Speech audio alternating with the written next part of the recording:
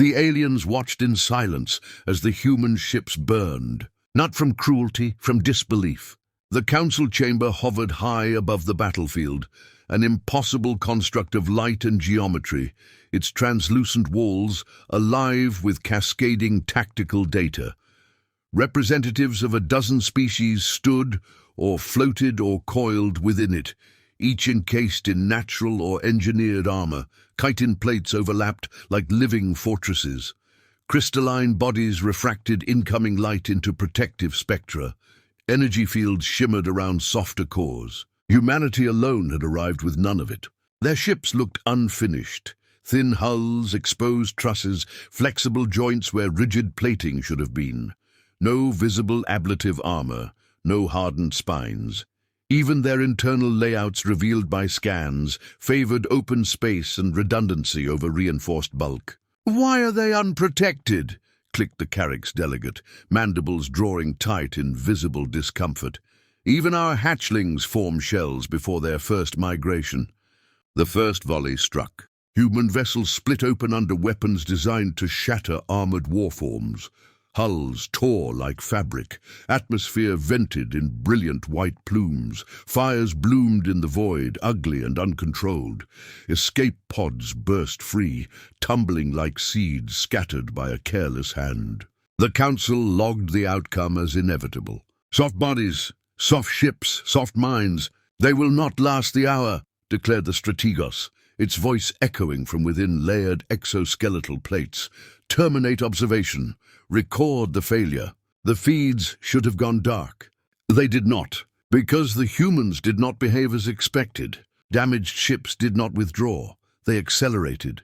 Power was rerouted from shields that had already failed into engines pushed far beyond safe tolerances. Structural warnings filled human displays, ignored in favor of motion. Crew sealed breaches from the inside, pressure suits locking directly into torn hull plating. One feed zoomed in on a human, dragging himself across a ruptured deck, blood floating in red spheres around him. He reached a shattered console, slammed his hand against it, and brought weapons back online for a ship that should have been dead. "They are remaining at their posts," murmured a crystalline observer, light flickering erratically through its facets. Another feed showed humans wedging themselves into gaps, literally bracing failing structures with their own bodies, muscles straining as vacuum clawed at them. "They are using themselves as reinforcement," someone said, voice unsteady.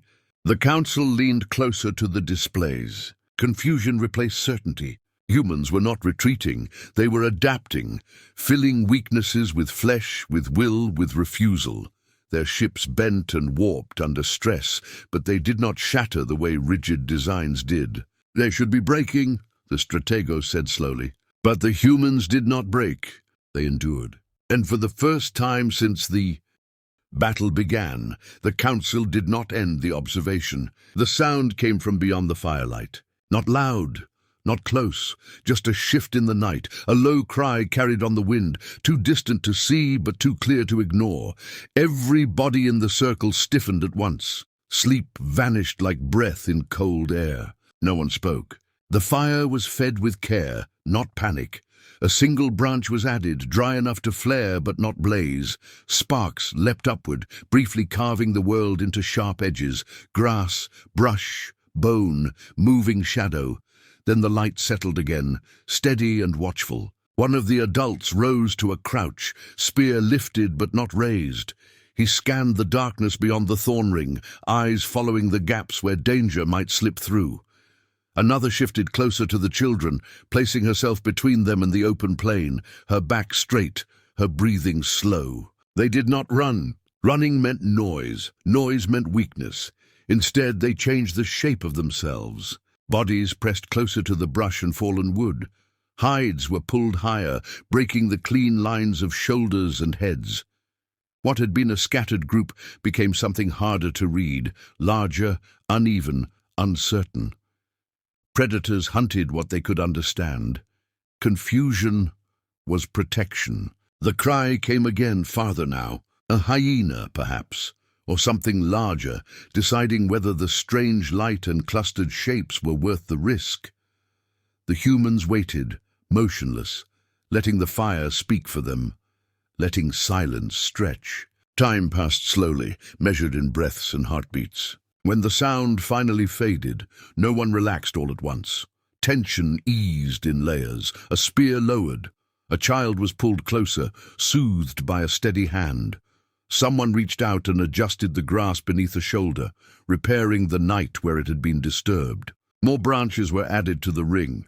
Quietly, deliberately, thorn to thorn, bone to bone, each piece made the circle stronger, more complete. The fire was banked again, reduced to glowing coals that would last until dawn. They settled back into place. Sleep returned in fragments, guarded and light. Yet in that fragile space, something solid had been built, not of stone, but of choice, of care, of shared fear faced together. It was not a cave, not walls, not safety, but it was shelter. And long before humans found stone to sleep beneath, they learned this truth first. Home begins wherever people stay.